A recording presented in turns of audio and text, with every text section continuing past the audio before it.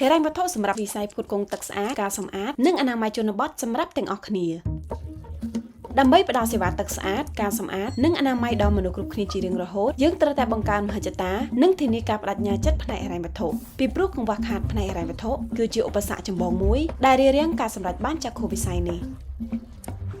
ដើម្បីសម្រេចបានគោលដៅនេះប្រកបដោយនិរន្តរភាពយើងត្រូវការវិនិយោគយ៉ាងតិច3ដងនៃកម្រិតវិនិយោគពីអតីតកាលនិងបង្កើនល្បឿនវឌ្ឍនភាព4ដងនៃអត្រាពីមុន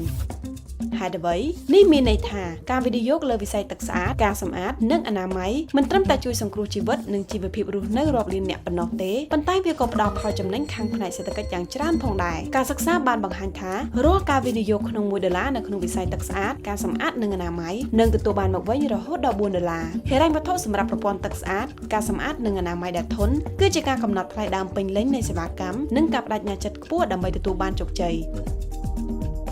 ផែនការហិរញ្ញវត្ថុច្បាស់លាស់ធ្វើឲ្យចក្ខុវិស័យសម្រេចបានវាជាផែនការរយៈពេលវែងដែលត្រូវឆ្លើយនឹងសំណួរសំខាន់ៗដូចជា